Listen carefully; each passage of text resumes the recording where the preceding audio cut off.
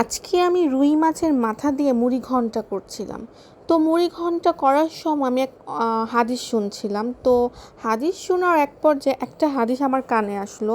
হাদিসটা ঠিক এইরকম ছিল, হজরত আলী রাদিয়াল্লাহু সাল্লামের কাছে একদা এক ব্যক্তি আসলেন এবং এসে বললেন, হে আলী, আমার স্ত্রী আমার ঠিকমতো দেখাশোনাও করে না, আমার স্ত্রী ঠিকমতো আমার সেবা যত্নও করে না, আমার স্ত্রী ঠিকমতো আমার ঘর যত্নও করে না, সে সারাক্ষণ শুধু বাচ্চা নিয়ে থাকে, সর্বদা সে ঘর বাড়ি নোংরা করে রাখে, অগোছালো করে রাখে। এ অবস্থায় কি আমার তাকে পেটানো উচিত না? একটু মার দেওয়া উচিত না? তাকে চরম শাসন করা উচিত না? ঘরবাড়ি যেন ভালোভাবে গুছিয়ে রাখে, এর জন্য কি তাকে অতিরিক্ত শাসনের দরকার আছে কি না? কিংবা তাকে এর জন্য মারপিট করা উচিত কি না? তাকে মারধর করে বুঝিয়ে বলা, এটা কি আমার দায়িত্বের মধ্যে পড়ে না? তখন সঙ্গে সঙ্গে আলী রাদিয়াল্লাহু সাল্লাম বলে ওঠেন, আরে বাচ্চা, কে বলেছেন তোমার স্ত্রীর ওপর ঘর বাড়ি গোছানোর দায়িত্ব ওয়াজিব রয়েছে? ইসলামে সব থেকে বড় সম্মান দিয়েছে স্ত্রীদের। ইসলামে যে পরিমাণ মর্যাদা নারীদেরকে দেয়া হয়েছে, সেই পরিমাণ মর্যাদা আর কোথাও দেওয়া হয়নি। তিনি আরও বলতে থাকলেন, মহিলাদের সব থেকে বড় দায়িত্ব হচ্ছে সে তার নিজের সন্তানকে যেন ভালোভাবে লালন পালন করে বড় করতে পারে, তাকে ভালো শিক্ষা দেয় এবং যেন তাদের ভালো যত্নদাত্নি করে। মহিলাদের সবচেয়ে বড় দায়িত্ব হচ্ছে এটা। সেই মহিলা যদি এই কাজ করতে গিয়েও ব্যর্থ হয়, সে কিন্তু তার হাজবেন্ডের কাছ থেকেও সাহায্য চাইতে পারে। এবং হাজবেন্ডের দায়িত্ব হচ্ছে তার ওয়াইফকে তাকে তার সব কিছুতেই সাহায্য করা, তার সব কিছুতে হেল্প করা, যাতে সে তার সংসার, তার বাচ্চা কাচ্চা সব কিছু যেন সুন্দরভাবে ম্যানেজ করতে পারে।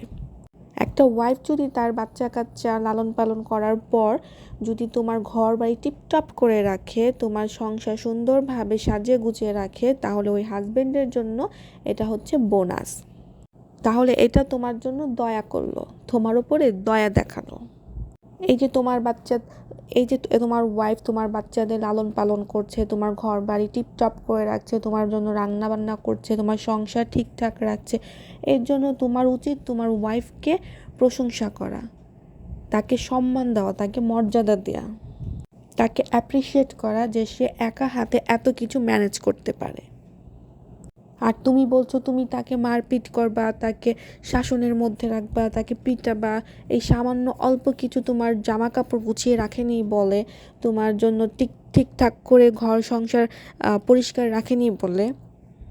একজন স্ত্রী তার সন্তান লালন পালন করার পরে সংসারের যে কাজগুলো আছে সেগুলো তার জন্য একটা বাড়তি কাজ, এক্সট্রা কাজ, তার জন্য এগুলো বোঝা। এর জন্য তুমি তাকে শাসন করতে পারো না। হজরত আলী রাদিয়াল্লাহু সাল্লাম আরও বলেন, আমি হজরত মুহাম্মদ সাল্লাল্লাহু সাল্লামের কাছ থেকে এও শুনেছি, যে সময় মহিলারা তার সংসারে কাজ করতে থাকেন, সেই সময় আল্লাহ তাআলা ফেরেশতাদের পৃথিবীতে মাটিতে নামিয়ে দেন।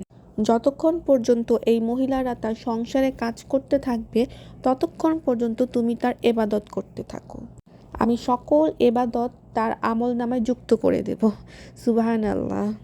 হাদিসটা শোনার পর মনে হলো, কত বড় ইবাদত করতেছি হাজবেন্ডের সংসারে, অথচ আমার হাজবেন্ড নিজেই জানে না।